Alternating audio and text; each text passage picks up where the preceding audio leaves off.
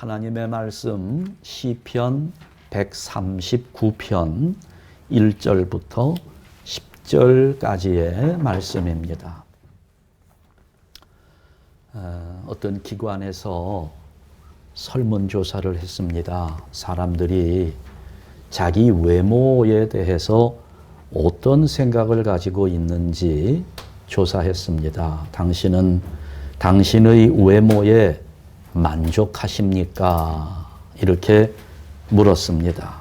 그랬더니 남자들하고 여자들하고 조금 대답이 다르게 나왔는데요. 남자들은 28%가 만족한다. 그렇게 대답했습니다. 그러니까 한 4명 중에 1명 정도는 거울 앞에 서서 이만하면 잘생겼지 하는 사람들이 4명 중에 1명. 여자는 어떨까요?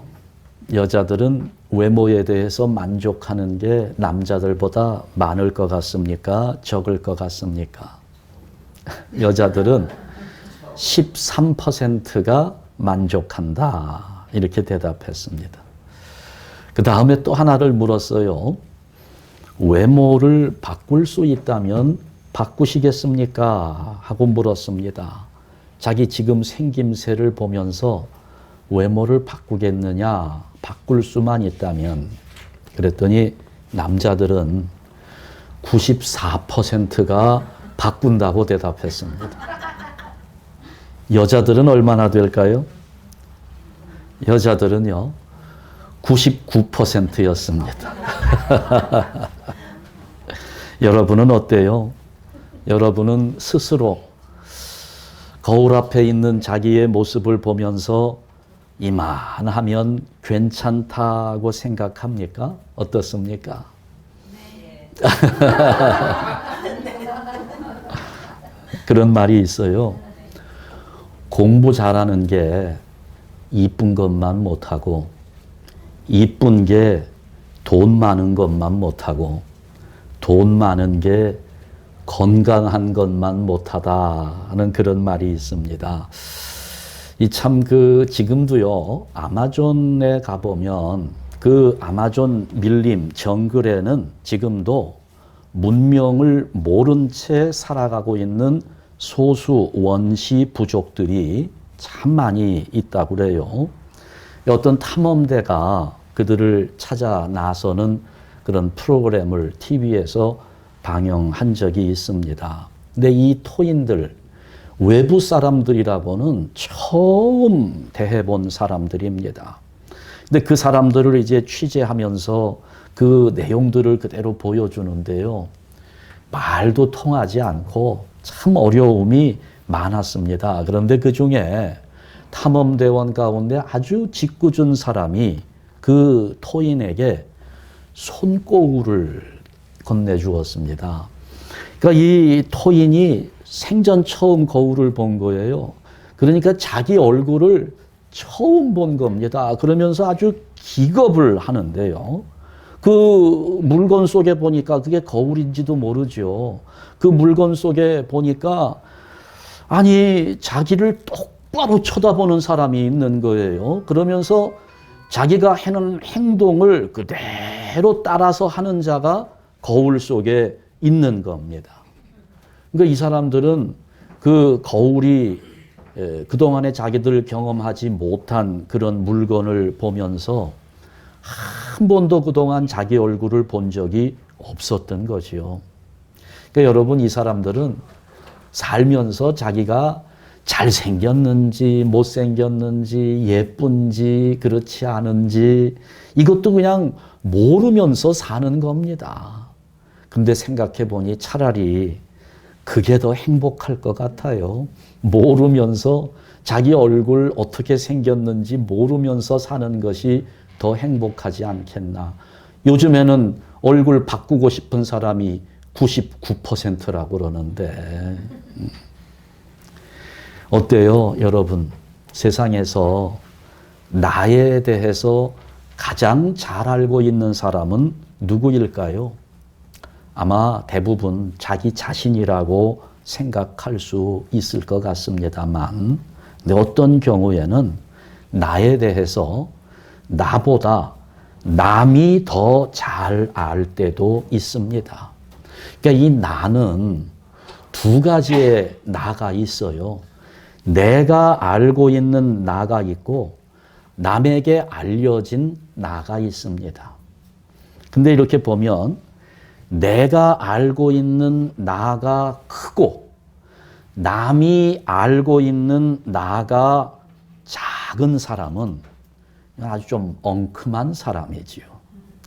반대로 내가 아는 나보다 남에게 알려진 나가 더 많은 사람은 착각 속에서 사는 사람이라고 말할 수 있는 겁니다.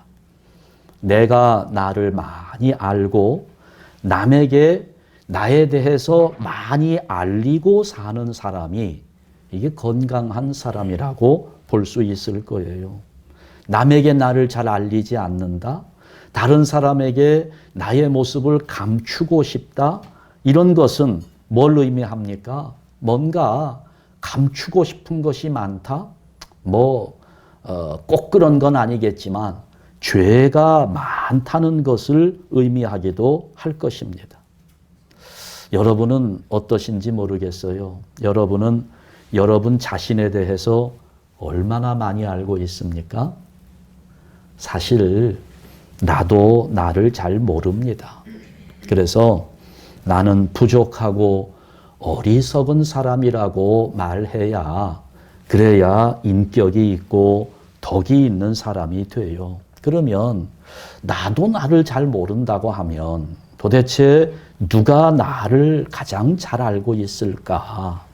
아마 부모님은 나에 대해서 아주 많이 알고 있을 것 같습니다. 왜냐하면 나를 낳으셨고 또 기르면서 계속 봐오셨기 때문에 아마 많이 아실 텐데 그런데 부모님도 잘 몰라요. 여러분도 늘 얘기하잖아요. 내가 내 속에서 낳은 자식인데 알 수가 없다고 그렇게 말할 때가 얼마나 많습니까? 여러분 자녀들 다 압니까? 그 속에 무슨 생각을 가지고 있는지 우리가 잘 몰라요.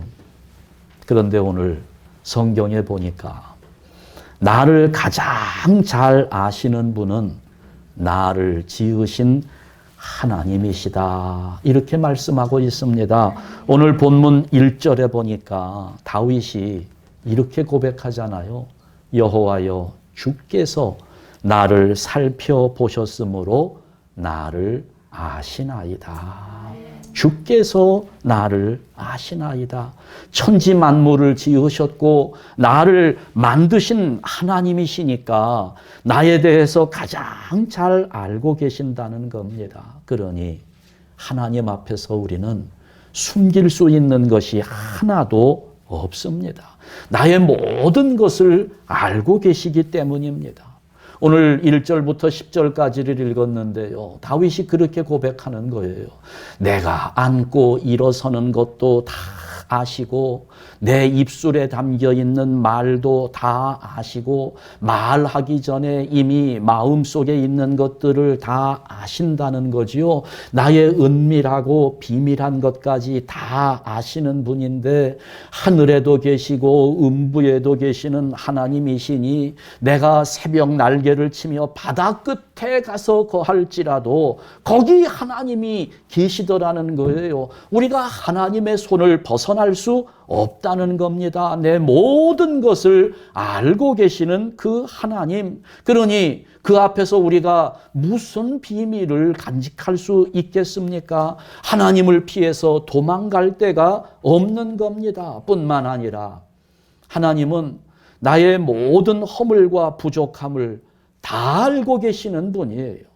시편 103편 14절 말씀에 보니까 이는 하나님이 우리를 다 알고 계시는 것은 우리의 체질을 아시며 우리가 단지 먼지뿐임을 기억하심이로다. 이렇게 고백합니다. 그냥 내가 어떤 존재인지를 근원부터 알고 계신다는 거예요. 그냥 흙덩어리에 불과하다는 것을 알고 계세요. 왜? 하나님이 먼지로 우리를 만드셨으니까 흙으로 사람을 빚어 만드셨기 때문에 다 알고 있습니다. 뭐가 부족한지, 어디에 연약함이 있는지, 내가 어리석고 그런 거 다 아시는데, 그럼에도 불구하고 우리가 그렇게 부족한데도 하나님은 나를 용납하시는 분, 나의 허물을 보면서도 사랑해 주시는 분, 심지어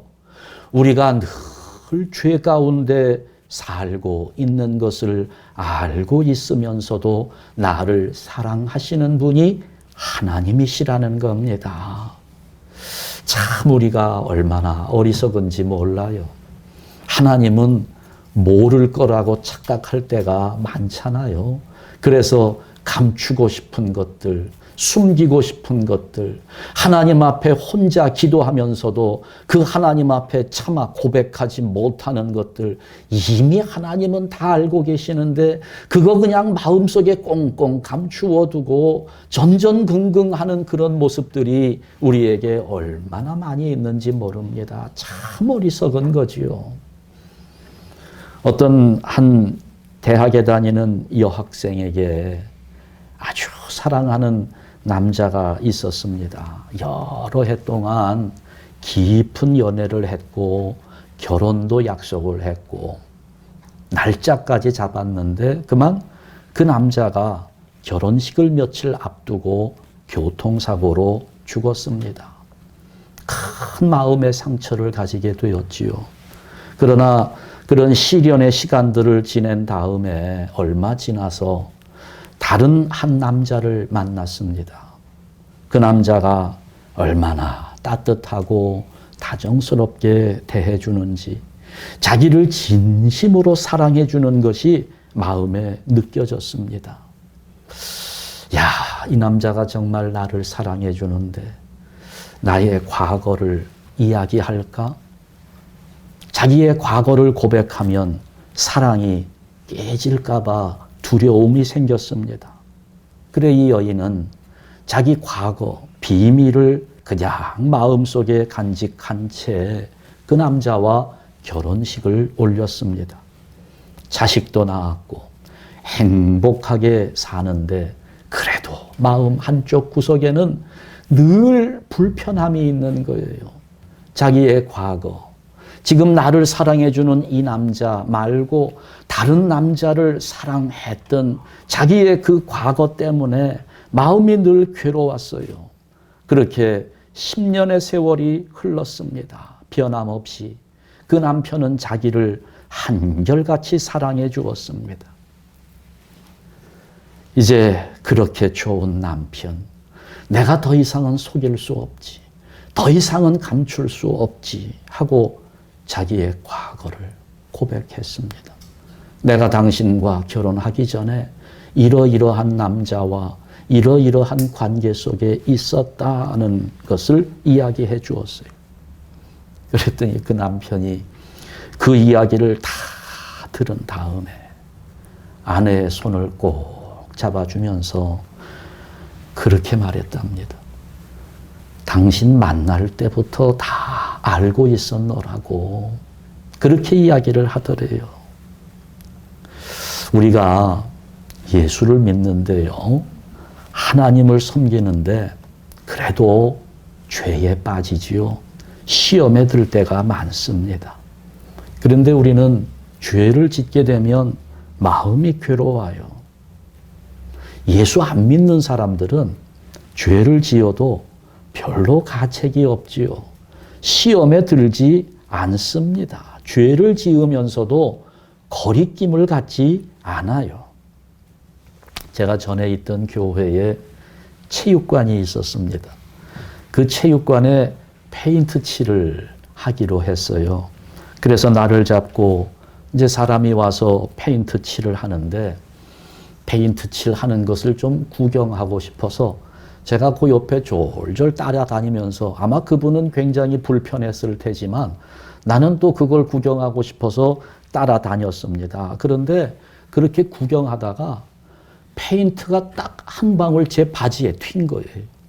하필이면 제가 가진 바지 중에 제일 비싼 바지인데 그 바지에 페인트가 튀었으니 이게 아주 속이 얼마나 상한지 마음이 너무너무 불편해요. 그냥 거기에만 시선이 갑니다. 그런데 그 옆에서 일하시는 그분은요, 페인트가 한 방울 두 방울 튀는 정도가 아니라 자기 손에 페인트가 묻은 것을 그냥 바지에다가 닦는 거예요. 아무렇지도 않아요.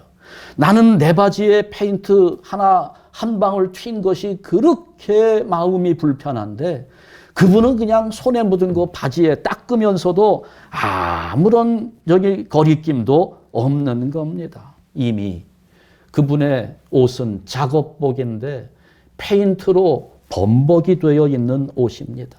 그러니 그 바지에 뭐가 묻어도 빨간색 페인트가 튀어도 파란색 페인트가 튀어도 아무것도 아쉬울 것이 하나도 없는 처지이지요. 똑같은 이치입니다. 세상의 사람들은 이미 죄 속에 빠져 있기 때문에 죄로 범벅이 되어 있기 때문에 한 가지 죄를 더 짓는다고 해서 새삼스러울 것이 없습니다. 그냥 술에 취하고 심지어 마약에 취하고 온갖 못된 짓을 다 하고 있으면서도 거리낌이 없습니다. 바람 피우다가 걸리면 이혼하면 그만이지요. 그러나 우리 예수 믿는 사람들은 다릅니다. 작은 죄에도 가슴을 쪼아립니다. 아직은 우리에게 순수함이 남아있기 때문이지요. 아직은 그래도 우리는 하나님을 의지하며 살아가고 있는 사람이기 때문에 작은 죄 하나에도 마음 괴로워서 잠 못 이루는 밤들이 참 많아요. 여러분, 그런데 우리 옷에 페인트가 한 방울 튀면 빨리 신나로 지워야 합니다. 무슨 말입니까? 죄를 지으면 바로 회개해야 된다는 겁니다. 하나님이 다 알고 계시는데 여러분, 그거 우리가 부끄러워하는 마음은 있지만 두려울 필요 없어요. 바로 회개해야 합니다.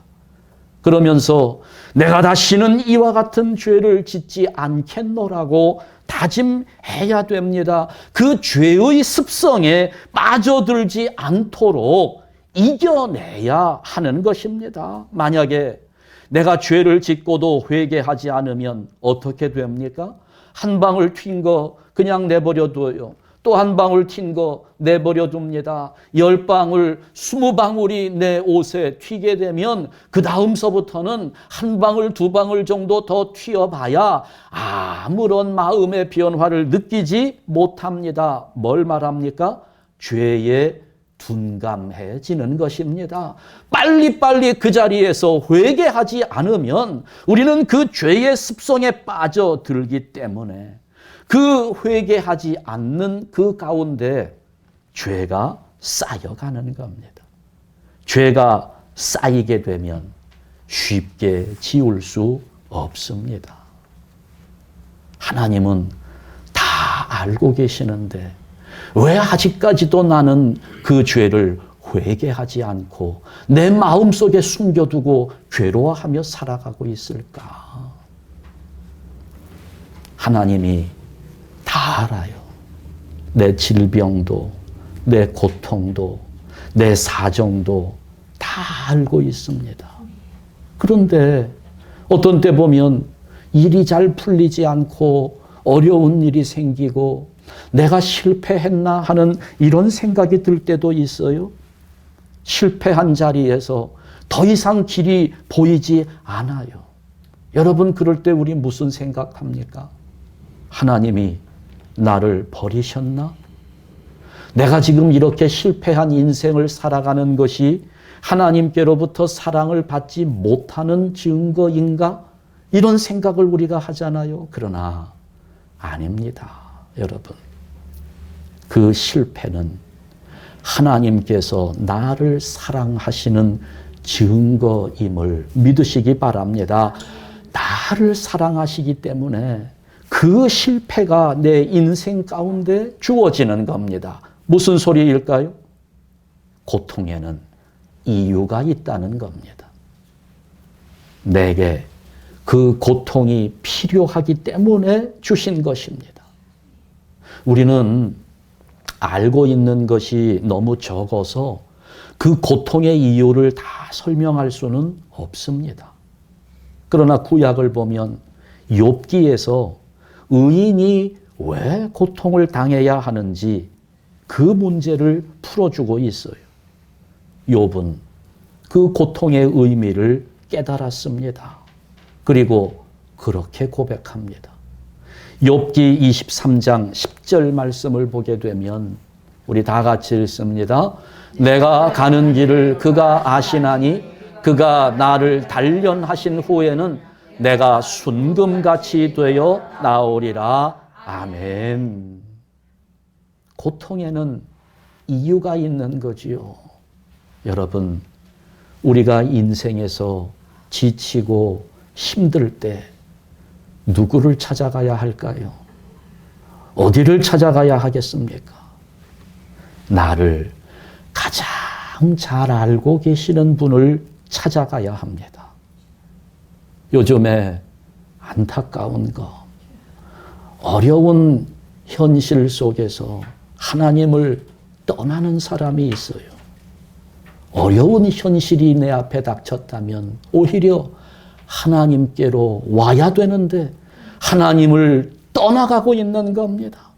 힘든 시간 속에서 내가 정말 고통스럽다면 오히려 하나님을 예배하는 자리를 사모하며 달려와야 하는데 예배하는 자리를 거절하는 모습으로 그렇게 떠나가고 있는 모습을 봐요. 얼마나 안타까운지 모릅니다. 여러분, 그러나 어렵고 힘든 때를 지나는 우리가 가야 할 곳은 분명합니다. 어디로 가야 할까요? 나를 가장 잘 알고 계시는 분, 나를 정확하게 이해하시는 분. 히브리서 4장 16절에 이렇게 선언합니다. 다 같이 읽습니다. 그러므로 우리는 긍휼하심을 받고 때를 따라 돕는 은혜를 얻기 위하여 은혜의 보좌 앞에 담대히 나아갈 것이니라. 아멘. 어디로요?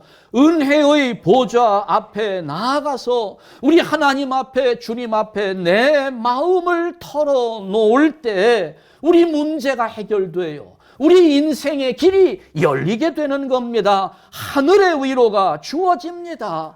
세상을 이기기 위해서 나를 아시는 하나님께서 힘을 주셔야 되는데 그 은혜의 보좌 앞에 나올 때 우리에게는 세상을 이기는 힘이 생기고 용기가 생기는 겁니다. 그러니 우리 한샘교회 성도 여러분들, 이렇게 어려운 때를 지내면서 우리를 가장 잘 알고 계시는 주님 앞에 나올 수 있기를 바랍니다.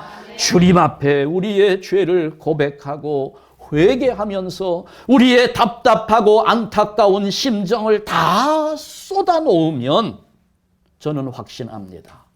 우리 주님께서 우리의 그 마음을 어루만져 주실 줄 믿습니다. 이제 우리가 성찬식을 하게 될 겁니다. 이 성찬은 이 세상에서 가장 큰 고통을 의미하고 있습니다. 여기에서 베풀어지는 이 떡과 이 잔은 십자가의 죽음으로써 이루어진 주님의 살이고 주님의 보혈입니다. 우리 주님은 세상에서 가장 큰 고통을 겪으셨기 때문에 어느 누구의 고통도 다 이해하시는 분입니다. 그분이 우리를 위해서 쏟아주신 보혈이고 찢으신 살입니다. 우리 이 시간에 그 주님을 생각하면서 이 성찬에 참여하도록 하겠습니다.